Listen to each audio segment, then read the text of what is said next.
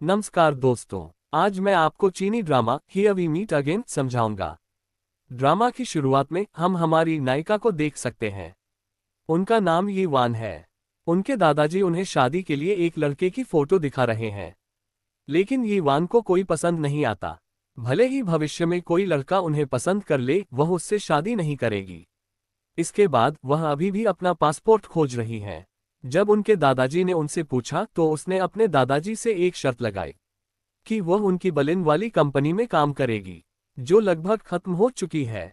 शर्त थी कि अगर यीवान वहां जाती है और उनकी बिक्री एक साल में 10% बढ़ा देगी। लेकिन इसके बाद उनके दादाजी शादी के बारे में कुछ और नहीं कहेंगे। फिर हम हमारे नायक सू को देख सकते हैं। एयरपोर्ट पर यीवान भी उसी एयरपोर्ट से जा रही हैं। वे सब एक ही विमान के सामने बैठते हैं।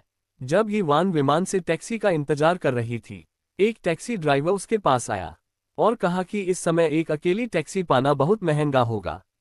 तो वह यीवान को अपनी टैक्सी में बुलाता है ताकि खर्च थोड़ा कम हो जाए, लेकिन उसे अन्य यात्रियों के साथ साझा करना होगा। यीवान यहाँ सहमत हो जाती हैं, क्योंकि उनके दादाजी ने उन्हें कोई फाइनेंशियल सपोर्ट नहीं दिया है। तो वह टैक्सी साझा करने के लिए सहमत हो जाती हैं। यहाँ वह सू को देखती है। ये सू और कोई नहीं बल्कि उसका पहला क्रश है। एक तरीके से इसे एक्स क्रश कहा जा सकता है। ये वान उसे देखते ही मुंह छुपा लेती है, लेकिन इसका कोई फायदा नहीं हुआ। आखिर में सू उसे पहचान जाता है। भले ही दोनों कुछ नहीं कहते, हम समझ सकते हैं सू के मन में अभी भी यीवान के लिए फीलिंग्स है। इसके बाद यीवान घर जाती हैं। कंपनी के हर कर्मचारी की जानकारी चेक करती हैं, क्योंकि वह एक टीम लीडर के रूप वहां ज्वाइन करने वाली है। डिटेल्स चेक करते करते वह सू के ख्यालों में खो जाती है। अगले दिन वह कंपनी जाती हैं। वह पहले कॉफी खरीदने जाती हैं, लेकिन एक लड़की जिसका नाम यिन है मिलती है। भले ही यीवान यह न कहे कि उसके दादाजी इस कंपनी के चेयरमैन हैं, लेकिन लीडर को पता है कि यीवान सेंट्रल ऑफिस से आए हैं, तो वह यीवान का ध्यान रखते हैं। यीवान यहाँ तकनीकी विभाग में शामिल हो रही हैं। फिर सू वहां आता है। सू तकनीकी विभाग का लीडर है। यहाँ सू को देखकर यीवान बहुत परेशान हो जाती है। वह नहीं जानती कि सू जैसे इंटेलिजेंट इस कंपनी में क्या कर रहे हैं। फिर उनकी एक मीटिंग होती है, जहां यीवान का सबके साथ परिचय कराया जाता है और उनके विषय पर चर्चा होती है। इस बैठक के अंत में सू यीवान का इंतजार करता है ताकि दोनों साथ में जा सके। इसके बाद उनकी दोस्ती फिर से शुरू होती है। इसके बाद उनके तकनीकी विभाग की एक मीटिंग होती है। सू टीम मैनेजर है और यीवान भी एक मैनेजर के रूप में आ रही हैं, लेकिन कोई भी यीवान की टीम में नहीं जाना चाहता है। यहाँ ये भी कहा जा सकता है कि तकनीकी विभाग में सू ही यीवान को चाहता है और कोई भी नहीं, क्योंकि वह यीवान मुख्यालय के संबंध से आए हैं। लेकिन इस असहज स्थिति में भी यीवान खुद को समझा लेती है, क्योंकि उसे काम पर फोकस करना था और वह अपनी टीम में आती है, सबसे अच्छे से बात करती है। इस तरीके को देखकर वह उनका ट्रस्ट जीत पाए और लिन भी उसकी टीम में आ गई, क्योंकि सुबह में यीवान ने उसकी मदद की थी। अगले दिन टीम का स्टाफ काम पर आया। जब वे काम पर आए तो टीम बी का कोई भी काम पर नहीं आया, क्योंकि यीवान उनके साथ बाहर गई थी, जहां सब ने बहुत मजा किया। लेकिन मजा करने के बाद यीवान ने कहा, अब काम की बात करें। यानी वे काम के लिए आए थे। वह एक जगह देखने आई थी। यहाँ कोई इंटरनेट कनेक्शन नहीं था, इसलिए अपनी स्थिति का पता नहीं लगा पाने के कारण सू ऑफिस में बैठकर बहुत चिंतित था। फिर जब यीवान उस जगह से बाहर आ गई तो सू उनकी लोकेशन को ट्रेस कर पाया। इसके बाद उसे शांति मिली। फिर हमने देखा कि पूरा तकनीकी विभाग सू के घर रात के खाने के लिए आया होता है। यहाँ गांव का प्रेमी भी है। वह उनकी कंपनी के सेल्स विभाग में काम करता है। वे वहां खाने के साथ बहुत बातें करते हैं और बहुत मजा करते हैं। फिर सू और यीवान वहां से उठकर एक दूसरे से बात करते हैं। बात करते हुए यीवान ने सू से पूछा कि सू ने स्कूल के समय में माइग्रेशन क्यों किया था। सू कोई जवाब नहीं देता। फिर हम फ्लैशबैक में वापस जाते हैं, जहां यीवान अपनी दोस्त के साथ आ रही थी। फिर उसने सू को पहली बार देखा और फिर उसे प्यार हो गया। जब उनके स्कूल में एरोस्कोप का एक कंपटीशन चल रहा थी, तब सू सबके सामने बैठा था। उसके पास बैठने के लिए उसने किसी को उपहार दिया, किसी को पैसे दिए और पीछे से आ गई। उसे पसंद आया, लेकिन सू के करीब रहने के लिए सू ने उसे गणित सिखाने के लिए कहा। उसने भी सू को हॉट पॉट खाने के लिए ले जाया। धीरे धीरे वे अच्छे दोस्त बन गए। ये वान के सभी दोस्त जानते थे कि सू पर उसका क्रश है। यानी सू जानता था, सब कुछ ठीक चल रहा था। जब ये वान ने सू को अपने जन्मदिन पर आमंत्रित किया, उसने कहा कि वह जाएगा। लेकिन वह उसके जन्मदिन पर नहीं गया। इससे यी वान बहुत गुस्सा हो गई क्योंकि उसने सोचा था कि वह उसे उस जन्मदिन पर प्रपोज करेगी। उसके लिए उसने एक उपहार भी खरीदा था।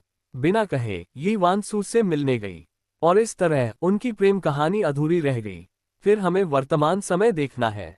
अगले दिन यी वान ऑफिस गई और देखा कि सेल्स विभाग का प्रमुख ली सू से बात कर रहा है।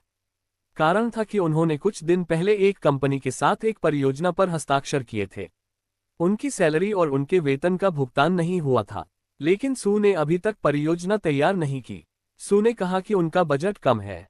असल में उन्होंने पूरा वेतन दिया है, लेकिन उच्च पद के लोगों ने अपनी जेब में बहुत सारा पैसा डाल दिया है, इसलिए परियोजना के लिए पैसे कम हो गए हैं। ली ने सू से कहा, मुझे नहीं पता वह इसे कैसे करेगा। मैं अपने काम की बात कर रहा हूँ। फिर अगले दिन वे सुबह योजना लेकर लियांग नाम के व्यक्ति के पास गए।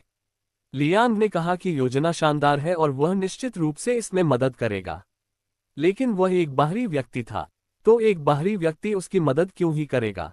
दूसरे शब्दों में, लियांग बदले में कुछ चाहता है। हमें इस कहानी से पता चलता है कि सू बहुत ही बुद्धिमान व्यक्ति था। कई प्रसिद्ध कंपनियां उसे उसके स्नातक होने से पहले ही उसे जॉब ऑफर कर चुकी थीं। लेकिन उनमें से एक, जिसका नाम शेन था, को बर्लिन में काम मिला। उसने भी 5 साल के अनुबंध पर हस्ताक्षर किया था, मतलब सू 5 साल तक कहीं और काम नहीं कर सकेगा। और इस महीने में सू के पास कोई मौका नहीं है। जैसा कि हमने देखा, हम लिमोजिन में सू की कहानी सुन सकते हैं।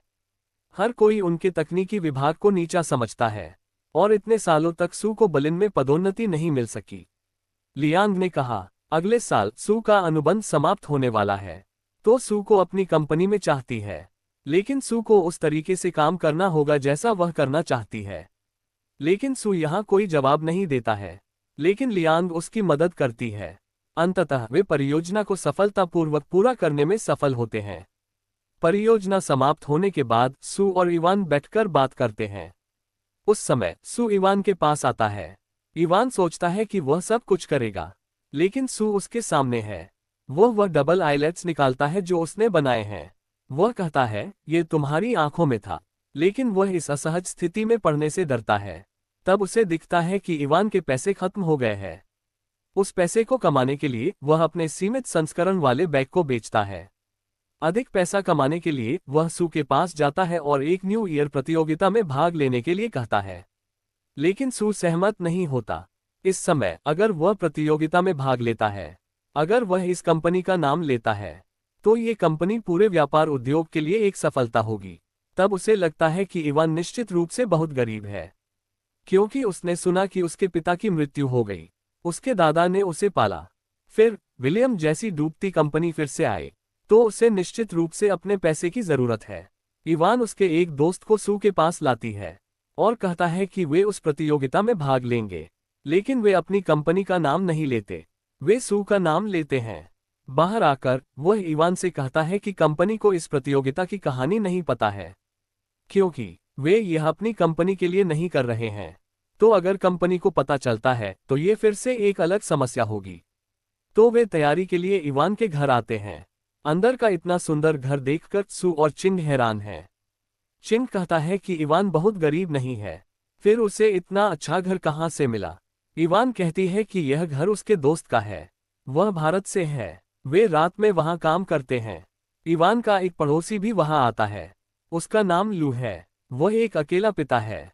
वह अपने बेटे के जन्मदिन का केक देने के लिए इतनी रात में आता है। जैसे ही वह इवान को देखता है, वह उसे पसंद आ जाती है। सू को बहुत जलन होती है जब वह रात में इस समय गेट पर आता है, और वे अपना काम पूरा करने चले जाते हैं। धीरे धीरे चिंग उससे कहता है कि जब वह उसे इतना पसंद करता है कि वह किसी और लड़के को नहीं देख सकता, तो उसे बता दे, अन्यथा बाद में वह किसी और कारण से इवान को ले जाएगा।